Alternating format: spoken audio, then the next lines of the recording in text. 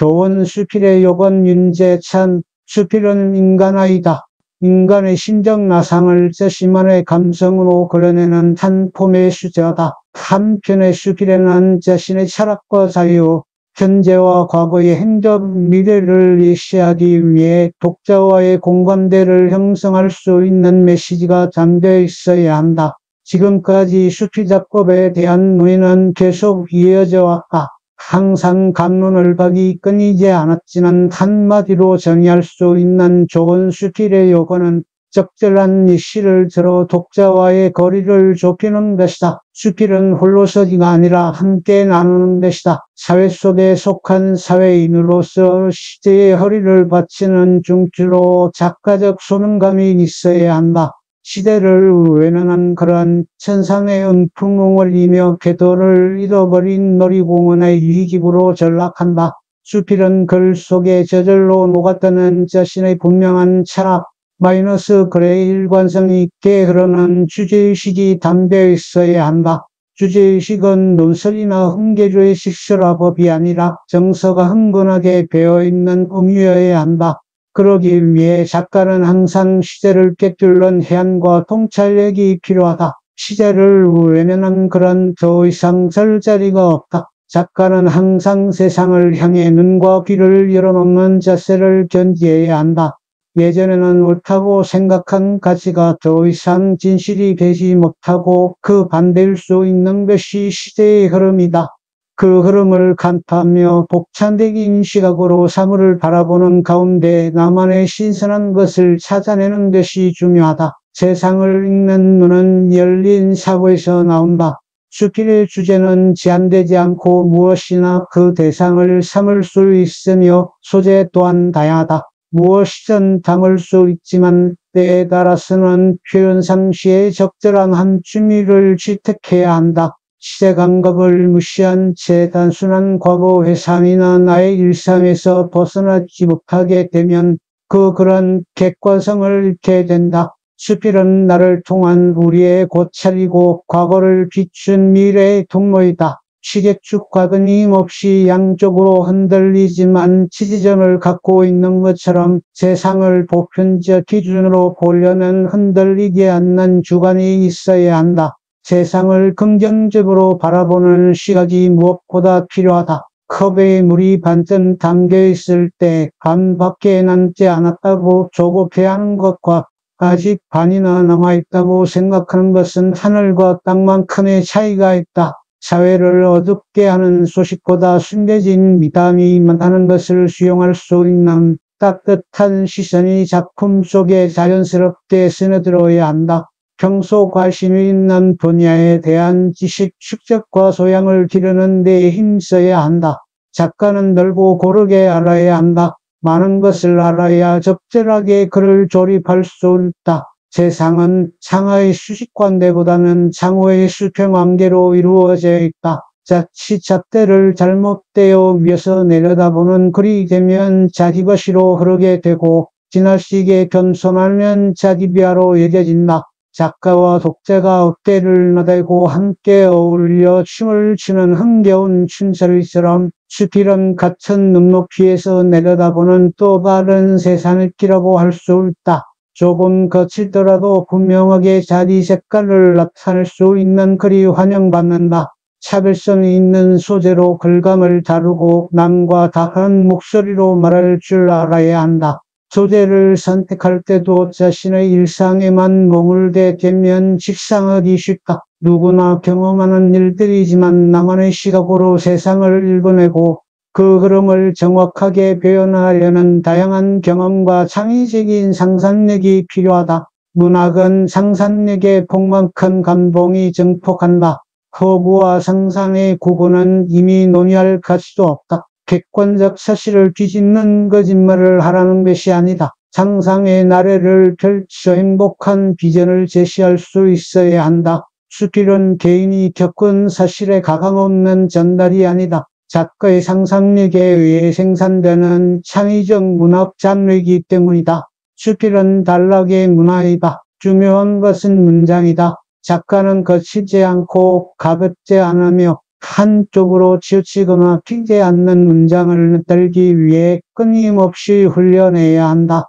월드컵 대회 때에 히딩크가 선수들을 조련하는 방법을 배우자고 했고, WBC 배 야구 시합 때 김인식 감독의 믿음의 관리학을 본받자고 했다. 경제를 알아야 정치를 할 수 있고 경영인도 문화에서 아이디어를 얻어내듯 문학도 홀로 외롭게 수문장 역할을 할 것이 아니다. 대중과 독자 속으로 파고들어 두 발을 담글 수 있어야 한다. 자기중심의 가치관을 뿌리 삼아 가지를 사방으로 뻗치고 서 있는 나무처럼 세상 온갖 것을 빨아들여 수용하고 그것을 푸른 빛으로 풀어낼 수 있어야 한다. 미모는 진실을 호도할 명을 내포한다. 간결하면서도 힘이 있는 주장, 맛깔나지만 난삽하게 않는 언어의 선택, 물 흐르듯 자연스러운 문맥의 흐름을 통해 다 읽고 나서도 손에서 놓고 싶지 않은 영을 지니고 있어야 한다. 비빔밥의 마지막 넣는 한 방울의 참기름처럼 넘지지도 않고 모자라지도 않는 맛을 내기 위해서는 각고의 훈련을 거쳐야 한다. 삶에서 빚어지는 슬픔과 외로움을 자기 자신의 체험을 통해 진실하게 그려낸 글만이 감동과 공감을 획득한다. 내면의 깊은 감성을 건드리면서 냉철한 이론의 합의를 이룬다 해도 진실하지 않으면 감동을 주지 못한다. 진실이 담겨있지 않는 그런 번쩍거리지만 가치없는 이미테이션과 다르지 않다. 당장은 화려함의 눈길을 받게 되지만 고비어 외는 당하게 된다. 오래 두어도 변하지 않는 가시는 진실이라는 보석이다. 자기만의 빛깔과 행취를 품은 작품을 창작하기 위한 고뇌는執筆자가의 소명이고 시대를 밝히는 소임이다. 난을 치는 사람에게는 신의 손으로 불리고 있는 석파란이란 것이 있다.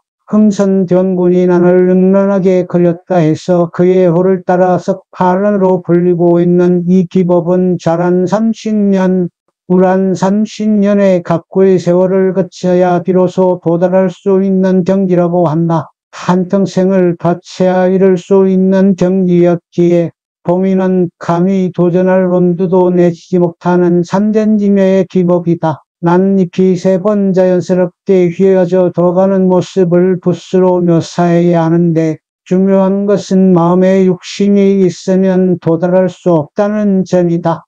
아무리 기교가 뛰어난다고 해도 삼전지묘가 되지 않으면 난잎이 아니다. 풀잎에 지나지 않는다는 평가를 받는다. 수필도 자신의 기형을 기교로만 연마하려고 하면 난을 그리려다 풀잎을 그리는 격이 된다. 완전한 그런 기교를 사용하지 않은 것처럼 보이기 때문이다. 고실에서 쓴 글은 독자에게 쉽게 읽혀지고 쉽게 쓰여진 그런 뜻도 애매해 어려운 글이 되어버리는 이치라고 할 수 있다. 좋은 글은 평이하게 읽히는 글이다.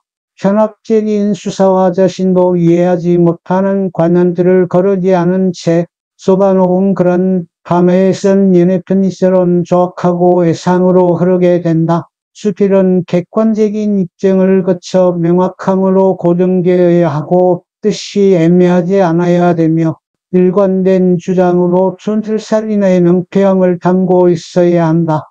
그 같은 일련의 과정은 끊임없는 훈련에 의해서만 이루어진다. 겨울에 물이 있을 때와 물이 흐르지 않을 때의 모습은 천지차이다. 항상 가슴 속에 맑은 물줄기가 흐를 수 있도록 심신을 갈고 닦는 훈련을 해야 한다. 이러한 훈련을 거듭할 때 자기 수양과 인격의 형성이 이루어지기 때문이다. 그런 자신의 생각을 담아낼 남과 공유하는 것이므로 혼자만의 생각에 사로잡혀 있으면 아집에서 벗어날 수 없다. 폭넓은 사유와 멈추지 않는 자기 성찰이 있을 때 좋은 그런 저절로 다가오게 된다. 한 편의 수필을 창작하기 위해서는 작가적인 창의력이 필수 요건이다. 글쓰기는 누구나 훈련에 의해서 어느 정도 가능하지만 창작은 떠오르는 영감 없이는 불가능하다. 늘 멈추지 않는 새로운 시도를 통해 잠자고 있는 감흥을 불러일으키고 그 감흥이 배가 되어야 창조의 에너지가 나온다. 세태에 따라 모든 것은 변한다. 변한다는 사실만이 진실이다. 새로움을 추구하기 위한 폭력적이고 조립적인 변화의 시도는 고무적이다. 놀이도 세월에 따라 변하게 되고 어제의 사고가 오늘을 이끌어 갈 수 없듯 변화하는 세상에 혼자 고답적인 자세를 견지하고 있으면 도태될 수밖에 없다. 세계적 명성을 얻고 있는 피아니스트 백건우도 하루 67시간 피아노 앞에서 연습을 한다. 작가도 작은 책과 노트를 마련해 하루에 한 장씩이라도 글을 쓰며 자신을 염하지 않으면 좋은 글은 머릿속에서만 맴돌 뿐 창작의 기쁨으로 승화되지 않는다. 수필은 비유와 유치의 문화이다. 시가 은유의 메타포라면 수필은 한 축의 묘미가 있어야 하기에 줄일 수 있을 때까지 줄여야 한다. 오랜 시간 고안엔 공국이 진한 국물을 우려내듯 한 축은 자르기가 아니라 전체를 졸여내는 과정이다. 화려한 수사는 오히려 글의 품격을 떨어뜨린다. 꼭 거기에 맞는 묘사를 해주어야 뜻이 정확하게 전달된다. 비유와 시적 수사를 원용한다. 형용사와 부사가 넘치는 그런 자칫하면 지분 없는데 방만 오밀조밀 꾸미고 있는 것처럼 허세로 보일 수 있다. 사실 설명을 시간의 순서대로 하게 되면 A사용지로 일정분량이 되는 것을 적절한 비유를 통해 우회적으로 표현을 하면 한 문단으로 줄여낼 수 있다. 한 문단으로 설명할 것도 간접묘사를 통해 한 문장으로 줄이고 한 문장은 정확한 은유 하나로도 감동과 설득력을 갖게 된다. 은유의 범위를 확대하면 문장이 깔끔하면서도 감칠맛 나는 시적 문장으로서의 힘을 지니게 된다. 수필의 길이가 짧아지고 있다. 급하게 돌아가는 세태의 자연스러운 현상이다. 길이가 짧아진다는 것은 길이의 문제가 아니라 내용의 한 축을 포함한다. 미니스커트가 유행한다고 해서 갖고 있는 긴 치마의 길이를 싹둑 잘라 입고 나갈 수는 없듯 짧은 글 안에는 더 많은 은유와 상징을 통한 마이너스 진한 메시지가 담겨 있어야 한다. 하루에 필요한 비타민을 음식으로 취하려면 위장이 포화 상태가 되기 때문에 농축된 액기스를 먹게 된다. 짧은 글 안에 불필요한 말들을 나열하게 되면 짧은 수필의 창작이 부에서 벗어난다. 글을 쓰다 보면 자신에게 맞는 길이가 어느 정도인가 감을 느끼게 된다. 모두가 짧게 입는다고 어울리지도 않는 미니스커트를 입을 것인지 자신의 실루엣을 가장 잘 표현해주는 긴 치마를 고집할 것인지는 각자 개성의 문제다. 때로는 짧은 글로 생각을 담뿍 담아낼 수도 있고 몇십 장 되는 장편으로 소회를 풀어내야 할 때도 있다. 수필은 길이의 문제가 아니라 생각의 너비가 관건이 된다. 내가 입은 긴 치마가 부끄럽지 않고 남이 걸친 짧은 치마도 멋스럽게 봐줄 수 있는 운용의 묘가 필요하기 때문이다. 좋은 글을 쓰려면 좋은 글을 읽어야 한다. 모든 고전이 나름대로의 전범이 된다. 전통을 무시한 현재는 껍데기에 불과하다. 고전은 공부하고 신간은 섭렵해야 한다. 고전을 통해 숨은 힘을 기르고 신간에서 새로운 힌트를 얻어내 자기 것으로 만들어야 한다. 인용이나 도용이 아닌 육화되고 치화된 다양한 지식과 지혜는 작가의 심성을 이루는 근간이 된다. 두루 섭렵하는 동안 자연스럽게 격조 높은 글에 대한 안목이 생기고 격조 높은 글을 많이 읽고 나면 저속한 글이 구별된다. 나에게 맞는 글, 내게 감동과 예언을 남기는 글, 책을 듣고도 한참을 머릿속에서 경구가 떠나지 않는 글이 내게 맞는 마이너스 좋은 글이 된다. 양서는 권장 받는 것이 아니다. 많이 읽어서 스스로 좋은 글을 구별할 수 있어야 한다. 권장도서의 의미는 보편적인 것이지만 보편적인 것이 반드시 나쁘다는 것이 아니다. 모두에게 좋아도 내게 맞지 않으면 그것은 좋은 것이 될 수 없다. 세 사람이 걸어가면 그 가운데 스승이 있다. 쏟아지는 물처럼 많은 지식과 지혜를 흡수해도 성장하는데 필요한 만큼만 요구하는 콩나물처럼 내 안의 정화장치를 통해 스스로 지켜낼 때 다양한 독서는 자양분이 된다. 아리스토텔레스의 시약 이론에서 출발한 시에 대한 논의는 지금까지도 계속되어 왔고 앞으로도 계속될 것이다. 수필도 좋은 수필이란 어떤 것이라고 수없이 정의되어 왔다. 하지만 자신만의 수필론이 확립되고 다른 사람의 이론도 존중할 안목이 키워질 때까지 끊임없이 논의되고 수정되어야 한다. 수필의 얼굴은 다양하다. 네모와 동그란 것들의 집합치이다. 뾰족한 송곳으로 뭉툭한 자물쇠를 열 수 없고 남의 방 열쇠로 내 방문을 열 수 없다. 목은 문에 동용되는 마스터키 같은 글의 원고는 없다. 모든 장르를 함의한 수필로서의 포용력을 지니려면 융합적 사고로 동화미술로서의 당당함을 지녀야 한다. 마음의 문을 활짝 열고 세상을 받아들이려고 하면 세상 모든 것이 다 내게로 온다. 강을 허물면 내 우란을 침범당하는 것이 아니다. 강 바깥까지 내 마당이 겨는 것과 같은 이시다.